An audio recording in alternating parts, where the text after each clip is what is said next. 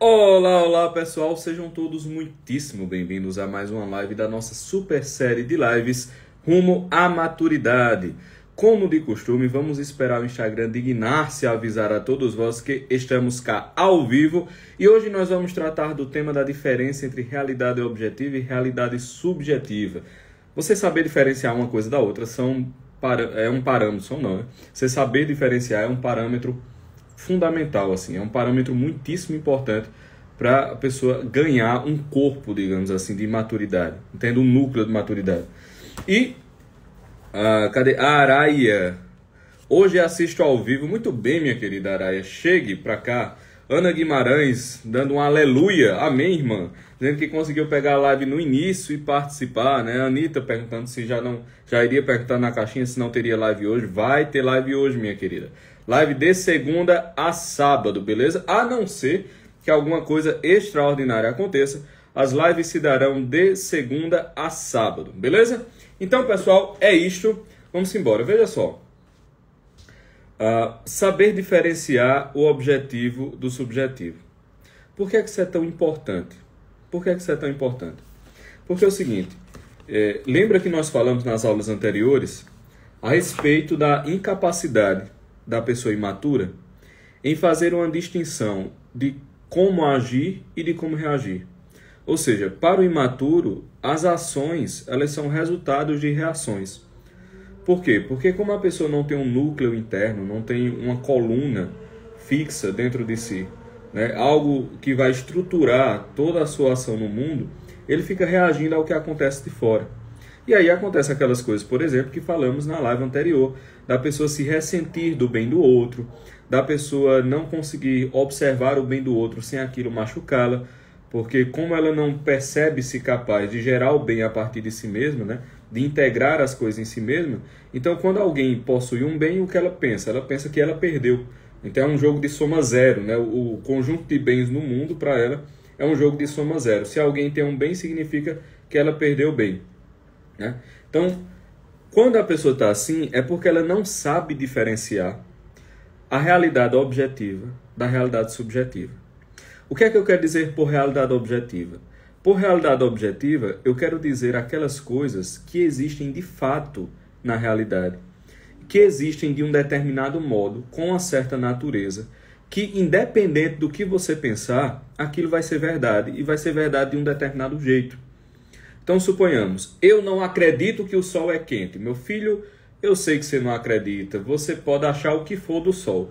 Mas se você ficar torrando de manhã até 10 horas da noite, né, quando você chegar lá e for se deitar, você vai estar queimado feito um camarão, tá entendendo? Sua pele vai estar caindo, né? Não importa se você diga, rapaz, o sol das 8 não queima. Queima, meu filho, o mormaço queima, né? Inclusive, isso é até motivo de...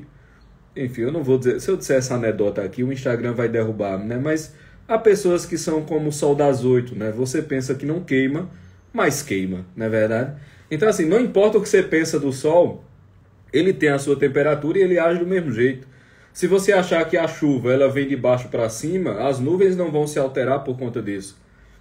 Se você achar que a água do mar é doce, a água do mar não vai se alterar. Então, assim, existe um conjunto de coisas que elas estão no mundo de um determinado modo, que independe completamente do que a gente acredita delas, né? Então vamos, com esse exemplo, pensar em verdade objetiva como esse conjunto de coisas, tá certo? Mas existe também as nossas impressões pessoais a respeito da realidade. Então essas expressões mais íntimas, né? Essa sua percepção interna do mundo, a gente vai entender como uma verdade, uma realidade subjetiva, tá certo? Então, o que é que o indivíduo maduro ele consegue fazer e que o imaturo não consegue? Ele consegue saber o que das coisas que ele sente, das coisas que ele percebe da realidade, o que daquilo é real, no sentido de ser uma realidade objetiva, e o que daquilo é a realidade subjetiva dele. Então, quer que eu dê um exemplo? Vamos lá. Tem gente que tem fobia, vou dar um exemplo aqui, de rato, tá certo? Não, rato não, porque rato é um bicho nojento mesmo. Assim, no sentido de que ele pode fazer um mal, realmente.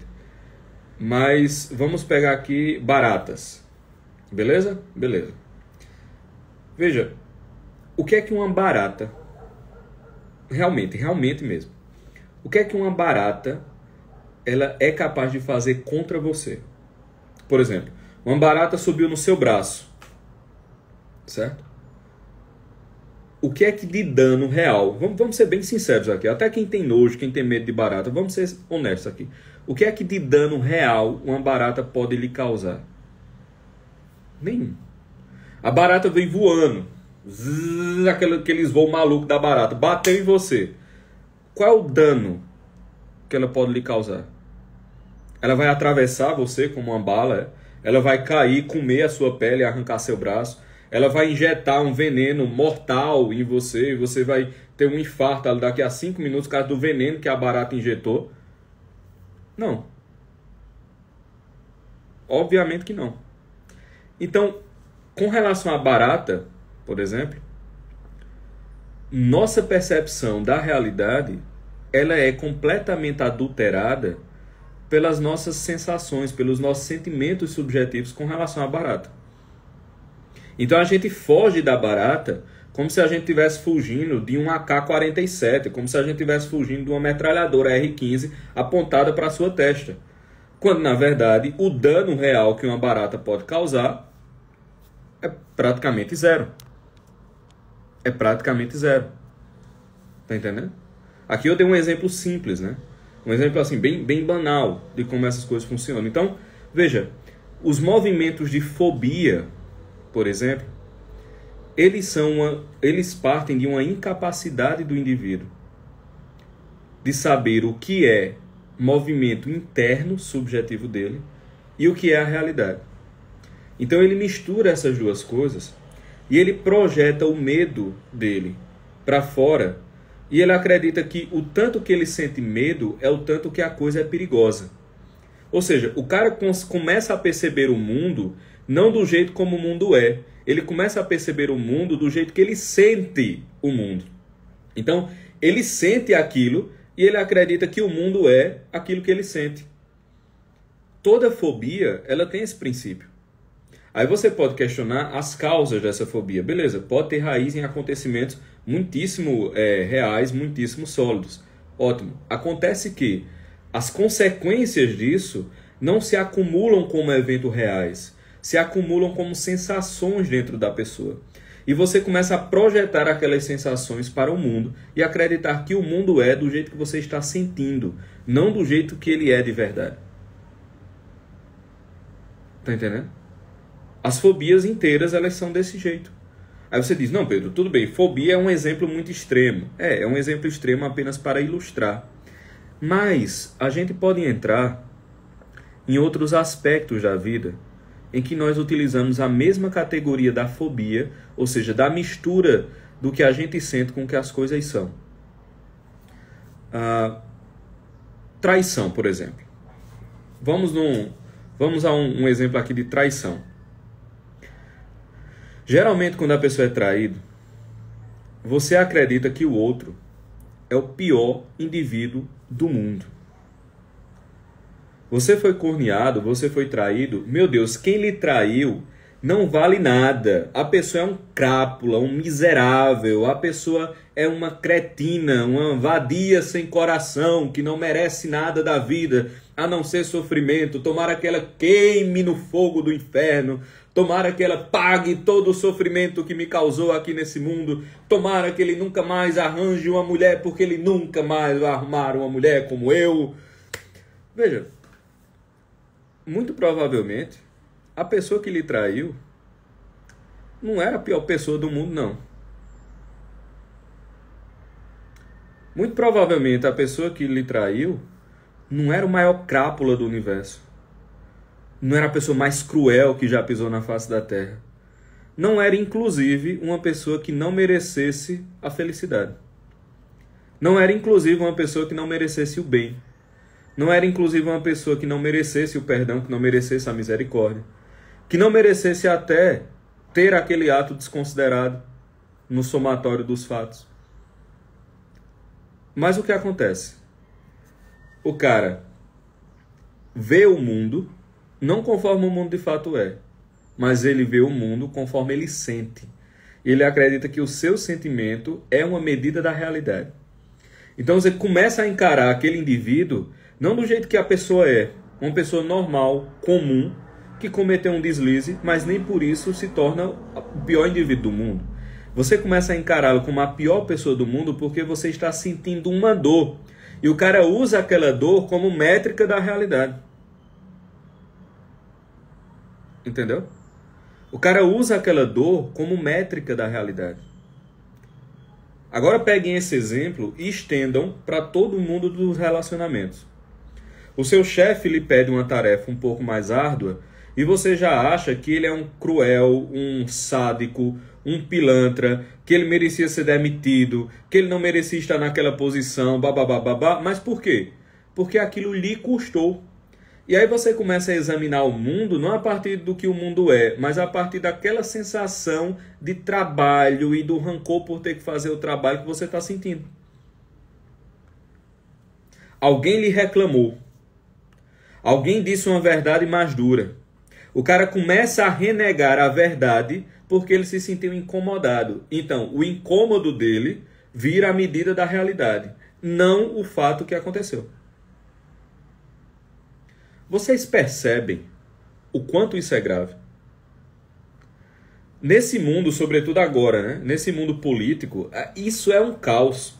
Porque é o seguinte, meu filho, o fato de você ter uma opinião específica e outro ter outra opinião, só significa dizer que vocês pensam diferentes. Se você quiser questionar pontos específicos da opinião do outro, aí você questiona. Mas você achar que a pessoa é um idiota completo por pensar diferente de você, cara, você está confundindo a sua percepção subjetiva da realidade com a percepção objetiva. Tá entendendo? As ideias do indivíduo podem conter erros, mas isso não significa dizer que o fato dele pensar diferente é uma ofensa a você.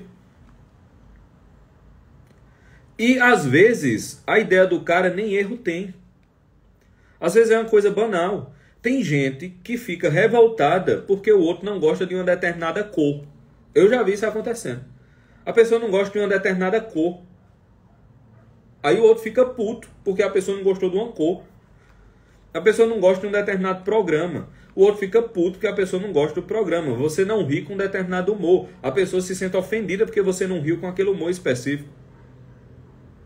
Veja, o mundo que nós estamos vivendo agora é o mundo da indiferença com relação ao que é subjetivo e o que é objetivo. Tá entendendo? O mundo do vitimismo, o mundo do mimimi, o mundo das vítimas de todas as coisas que existem me tocam, e todas as coisas que existem são más, e eu tenho que reformar o mundo inteiro, porque tudo está me atacando, porque tudo... Veja, essas pessoas, elas estão mergulhadas na imaturidade por definição. Porque se você usa os seus sentimentos subjetivos como régua do mundo, você já saiu da realidade e você está completamente fechado em si mesmo, né? Em si mesmado. Então você vive em si mesmado e você está como uma criança que é assim, ó, o menino, você bota a mão no olho, ele bota a mão no olho e ele acredita que você não está vendo. Por quê? Porque o mundo para ele é o que ele sente.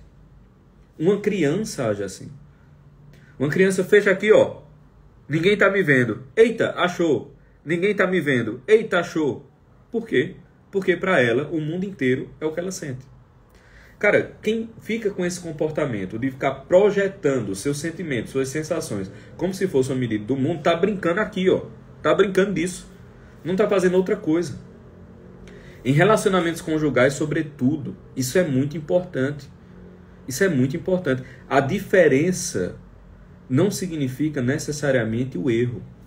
A diferença não significa necessariamente a ofensa. Se você se sentir ofendido, você tem que parar e perceber assim, caramba, aquilo que me disseram foi uma ofensa mesmo?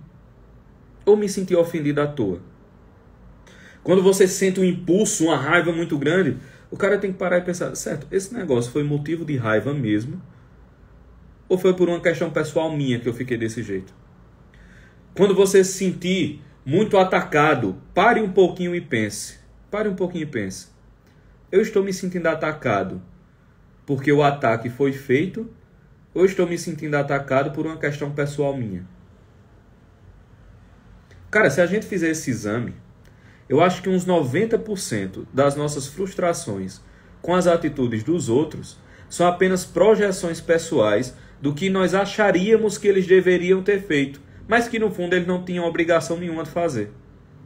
E a gente ficou chateado porque, de algum modo, eles não entraram dentro da estrutura da realidade que nós tínhamos dentro da nossa cabeça. É só isso. Entendeu? É só isso. No mais das vezes, vá cavar mesmo. Vá catar, vá procurar o negócio. Para você ver se não é. Para você ver se não é. Se nós tirarmos isso do caminho, boa parte dos nossos problemas desaparecerão. Se nós tirarmos essa loucura de projetar os nossos sentimentos na realidade, boa parte dos nossos problemas desaparecerão. Tá entendendo? Porque boa parte dos nossos problemas não são problemas reais. São problemas imaginários. São projeções que você faz sobre a realidade. E como você vive de acordo com aquelas projeções e a realidade não liga para elas e segue o caminho que deveria seguir, o cara fica num contínuo processo de frustração. Você acorda e frustra-se, você vai dormir frustrado, depois você acorda e frustra-se de novo, aí aquilo gera um ressentimento, aquilo gera uma mágoa, você começa a odiar cada vez mais o real, você começa a odiar cada vez mais as coisas como elas são, vai se frustrando de novo. Ao cabo de alguns anos, a pessoa está amarga, intragável, completamente frustrada, seca, fria, não está viva. A pessoa está um cadáver. Um cadáver. Por quê, minha gente? Nós somos como que galhos, certo? Galhos que têm que estar unidos a uma árvore chamada realidade para poder estar vivo. Quando esse galho sai da realidade, ele começa a definhar, ele começa a secar e a morrer. Quando a gente começa a viver dentro do nosso mundo, em si mesmado, projetando nossas sensações, projetando nossas emoções o tempo todo, o final dessa história chama-se morte. Pode até não ser a morte física, mas vai ser uma morte em vida. Vai ser uma depressão profunda com a qual você não consegue lidar, vai ser o abandono dos amigos, vai ser a destruição dos relacionamentos, vai ser o tédio quase homicida de uma vida profissional que você odeia. Tudo isso vai acontecer. E se nós olharmos ao nosso redor, e mais ainda, se nós olharmos no espelho, a gente vai ver que o nosso definhamento tem muito mais relação com essa nossa falta de senso do que é objetivo e do que é nosso subjetivo pessoal, do que com qualquer outra coisa. Botem sempre na cabeça, minha gente. A realidade não é inimiga. Certo? A realidade não é a inimiga. Mas, Pedro, a realidade está uma merda. Eu sei, meu filho, pode estar. Mas entenda, ela não é a inimiga. Porque a realidade está uma merda, você vê a realidade como uma merda agora, porque você está olhando dentro de um horizonte em que a realidade lhe parece uma merda. Mas a gente só tem como saber se aquilo que nos aconteceu foi bom ou mal quando o conjunto da nossa vida se fechar e a gente vê o conjunto das consequências daquela ação. Aí a gente vai ter como saber. Até lá, a gente não tem como saber. Então você percebe que até seu juízo sobre o mundo, ele não é real. Veja, as coisas podem estar desagradáveis, as coisas podem estar duras, as coisas podem estar difíceis. Mas isso não significa dizer necessariamente que elas estão ruins, no sentido de que elas são más. A realidade não é inimiga, a realidade não é má. Botem isso na cabeça, a realidade não é má. Entendeu? Tomemos a cruz, por exemplo. Qual prova maior os discípulos tinham na mão de que a realidade era ruim? O Messias foi traído, chicoteado até ter a pele rasgada, pedaço de carne caindo no chão, crucificado de uma maneira brutal e morto. Que realidade maravilhosa, né? O cara olha para aquilo, a realidade é má. Mas foi exatamente esse fato que deu sentido a toda a história universal. E me digam, a cruz foi má? Talvez quem estava lá fazendo a maldade agiu objetivamente com maldade. Mas a realidade em si não é má. Vocês entendem isso que eu estou querendo dizer? A realidade ela não pode ser má. Entendeu? E quando a gente projeta as nossas sensações, a gente vai inevitavelmente achar que a realidade é ruim. Porque muitas vezes as nossas sensações elas estão tomadas de sentimentos ruins. Até justificáveis. Até justificáveis. Até razoáveis. O cara dá uma topada, sente dor, e por um lapso de momento você projeta aquela sua frustração e aquela sua dor, dizendo, pô, essa parede aqui também, mas a parede tem que mudar de lugar, né? Aí depois você para e pensa, meu Deus do céu, o que é que eu queria? Que quando eu andasse a parede se movimentasse, não faz sentido. Mas naquele breve segundinho, você ficou com raiva da parede. Foi uma projeção. Entendeu? Só que a gente faz isso com as pessoas, a gente faz isso com o emprego, a gente faz isso com o mundo, a gente faz isso com a história universal, a gente faz isso com a história do país, a gente faz isso com as eleições, a gente faz isso com o nosso corpo, a gente faz isso com o que nós gostaríamos que o nosso chefe dissesse, a gente faz isso com o quanto a gente gostaria de ganhar por mês, a gente faz isso com o padrão de vida que a gente gostaria de ter. A gente faz isso com tudo, pô. A gente faz isso com tudo. É aquela raivinha que você sente da parede quando bate o dedo mindinho, que você projeta ali na parede quando bate o mindinho, que depois se torna ridículo, porque você pensa e não faz sentido querer que a parede se mova. A gente faz com todo o resto. Só que às vezes demora mais para cair a ficha de que não fazia sentido ter aquela reação. Porque com a parede é muito óbvio.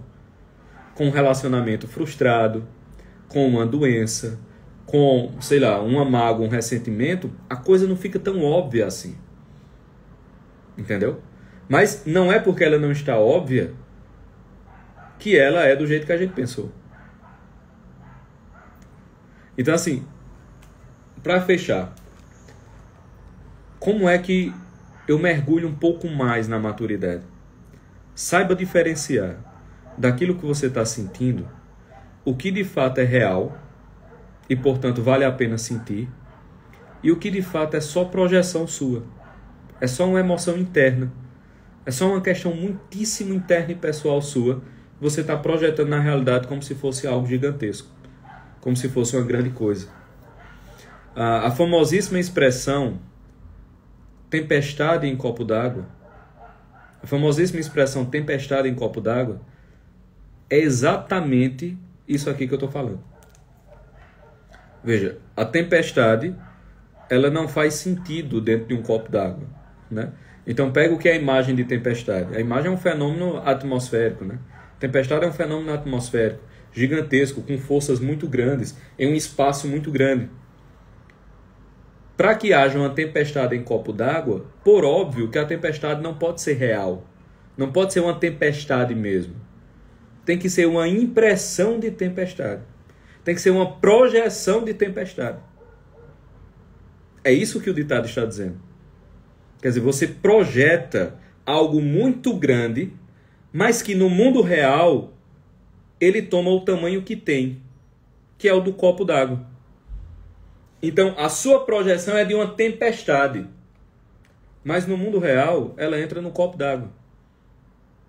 Porque na realidade aquilo não é uma tempestade. Você projetou uma tempestade, mas não era. Tá entendendo? Esse é o ponto. Tempestade em copo d'água. Como é que a gente não faz tempestade em copo d'água? Sabendo diferenciar o que é verdadeiramente objetivo e do que é subjetivo. Sabendo diferenciar o que de fato é a realidade e o que de fato é só uma emoção, um sentimento, uma sensação pessoal. Eu sei que isso é difícil, bicho. Eu sei que isso é difícil. Porque é muito difícil você engolir, por exemplo, que aquela sua dor não é tão importante assim. Entendeu? Cara, isso é pau. O cara tá sentindo aquela angústia, velho. O cara tá sentindo aquela dor no peito, assim, rasgando, sabe? Chega o coração tá desse tamanho, como diria uma amiga minha, tá do tamanho de um bombom chupado. Desse tamanho, assim, só o caroço. E você ter que olhar com calma para aquilo e dizer, caramba, não é tão importante assim. Eu tô sentindo isso, mas não é para tanto não. Meu velho, isso é pau. É muito mais fácil dizer do que fazer, né? Falar que é a coisa mais linda do mundo.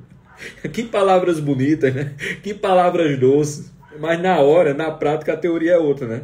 Na hora do vamos ver mesmo, para a pessoa parar e dizer isso, né? Conseguir ter isso, é difícil, pô. É claro que é difícil. Eu não estou falando aqui como quem diz, vocês, seus miseráveis, deveriam ter isso já. Não, não é isso, né? Que é difícil mesmo, pô. É difícil mesmo. Agora, do fato de ser difícil, não quer dizer que você está certo em não tentar. Tá entendendo? Do fato de ser difícil, não quer dizer que você está certo em não fazer. Pelo menos não tentar fazer de verdade. Mas esse é o exercício, entendeu? É você sentir aquilo e olhar e dizer, caramba, eu sei que eu estou sentindo, eu estou até mal, bicho, mas olhando direitinho, cavando direitinho, não é para tanto não.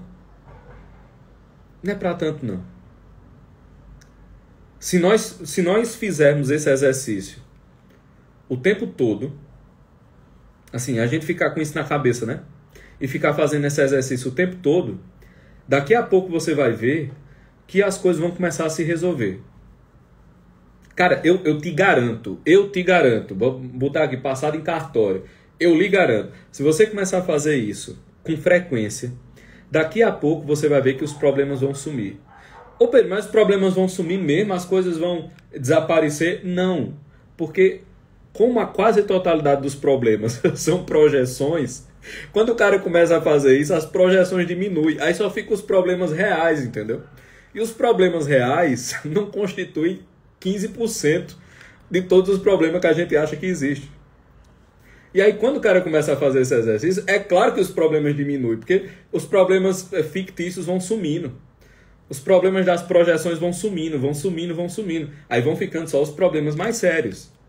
Entendeu? Vai ficando só o problema real. E aí o que acontece? Como o cara não está perdendo tempo com problemas imaginários, ele tem mais força, mais lucidez para resolver os problemas reais. Vocês entendem que tudo vai se organizando, que tudo vai se ajeitando, porque quando o cara está lá perdido nos problemas imaginários, os problemas reais vão crescendo, vão tomando forma, né? Vão se encorpando, enquanto o cara está aqui, na loucura dos problemas imaginários. Aí quando ele dá por si, aí tem um problema real do tamanho do Everest desmoronando em cima dele. Aí, meu filho, aí já foi, né? Aí é para se lascar mesmo. Aí o cara já tá uma montanha assim em cima de você e vai dar mais trabalho para sair, tá entendendo? Mas quando o cara começa a não perder tempo com os problemas imaginários, você tem como ir no problema real antes que ele cresça desse jeito. Entendeu?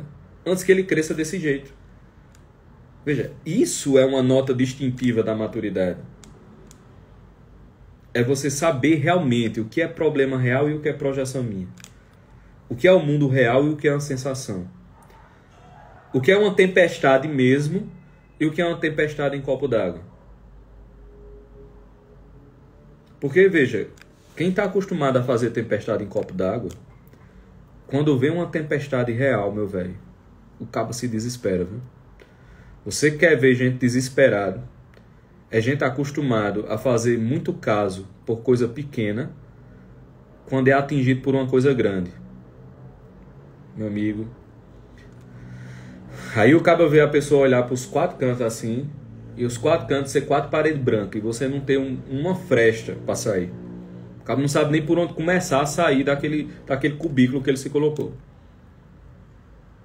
Então assim, não tem porquê, sabedores agora disso tudo que nós estamos sabendo, não tentar eliminar esse vício de personalidade da nossa vida. Isso é uma fraqueza, tá entendendo? Veja, essa característica da tempestade em copo d'água, ela lhe torna mais fraco. E aqui também tem um ponto, cara. geralmente, quando a gente faz tempestade em copo d'água, claro, considerando todo o conceito que nós falamos na live até agora, tá certo? Tudo que nós falamos até agora na live, quando eu falo tempestade em copo d'água, vocês entendem à luz do que foi falado, né? Então, quando a gente começa a fazer muita tempestade em copo d'água, às vezes a gente tem a ideia de força. Isso acontece bastante. As pessoas acham que estão ganhando força.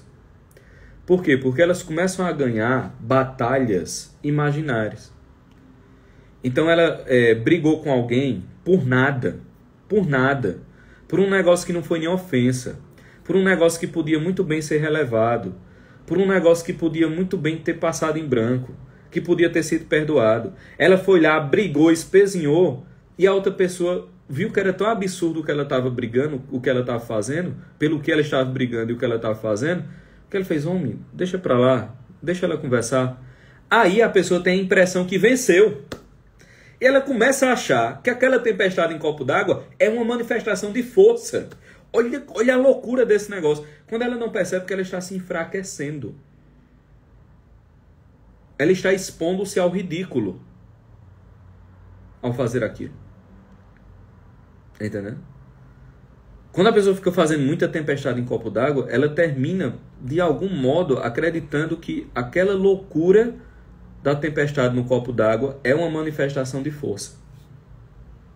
E, obviamente, a força dá algum prazer, a força dá algum gozo, né? Você ser capaz de vencer, você ver as pessoas se dobrando a você. É claro que isso dá um prazer, pô. O poder dá prazer. Aí a pessoa acredita que aquilo lhe dá poder e ela começa a ter prazer naquele negócio e ela transforma aquilo numa característica da personalidade. Mal sabe que cada vez que faz aquilo, está se enfraquecendo. Está se enfraquecendo, se enfraquecendo, se enfraquecendo. Tempestade em copo d'água é fraqueza. Tempestade em copo d'água é imaturidade. É claro que dia ou mais dia, cedo ou tarde, nós faremos uma tempestade em copo d'água em algum aspecto da vida. Certo? Mas a gente tem sempre que ser capaz de notar quando nós estamos fazendo isso. O que eu lhe sugeriria para esse final de semana? Começa a pensar nas coisas que você faz que, na verdade, poderiam ser eliminadas. Em que sentido? Aqueles problemas que você tem que não são reais, que são só tempestade em copo d'água. Faça um apanhado aí do que é tempestade em copo d'água. Você vai ver. E aí, eu vou ainda mais além, dando um salto aqui do ponto de vista espiritual. Se nós considerarmos que tudo o que acontece por permissão divina, toda revolta é tempestade em copo d'água. Entende? Se nós considerarmos que a providência divina, tudo o que faz, é bom, suave e perfeito, tudo que tem de revolta, nossa, é tempestade em copo d'água. A nossa relação com Deus é tempestade em copo d'água, via de regra. Entende? Se nós ampliarmos a visão, é assim que acontece. É assim que a coisa funciona. Então, com isso em mente, o cara vai tentar resolver os pequenos pontos da vida. Com isso em mente, a pessoa vai tentar resolver aquelas pequenas coisas do dia a dia, aquelas pequenas coisas do cotidiano. Tá entendendo? O professor Falcon diz assim: a gente só entra em desespero porque a gente se esquece que Deus está no controle. O desespero humano, ele é tempestade em copo d'água. Da situação mais grave, a cruz lá, o desespero dos apóstolos era tempestade em copo d'água. Entendeu? Se nós formos olhar sobre esse aspecto, né, a maturidade consiste na santidade, no final das contas. A verdade é essa. Né? Que é a aceitação perfeita da criação. A aceitação perfeita da criação e do Criador e de tudo que ele faz. E isso é o núcleo de paz perfeito. Mas enquanto isso não acontece, a gente tem que ir treinando com as coisas comuns, com as pequenas ofensas que podem ser relevadas, com o fato de você compreender que o gosto do outro não é necessariamente errado só por ser diferente do seu. Você entender que as pessoas têm o seu tempo próprio e que você não é o juiz do mundo que tem que convencer todo mundo de tudo. Que você pode simplesmente ficar em silêncio e dar um sorriso para alguém que falou a maior besteira do mundo, porque aquele momento não é adequado. Tá entendendo? E que o seu desconforto com o que ele disse não é a medida que você tem que usar para saber se vai agir ou não. Você tá entendendo o que eu tô querendo dizer? É o cara perceber mesmo o que é o movimento psíquico dele interno e o que é o real. Certo? Então, pessoal, é isto. Segunda-feira estamos de volta. Beleza? 12h15. Ó, deixa eu dizer um negócio a vocês. Espalhem para todo mundo que essas lives estão acontecendo. Botem nos grupos, falem para os amigos, espalhem a palavra. Tá certo? Espalhem, que é para o maior número de pessoas possível ter acesso a tudo isso que nós estamos falando. Beleza? Pois, pessoal, é isto. Cheiro grande para todos vós. Fiquem com Deus e até a próxima. Valeu!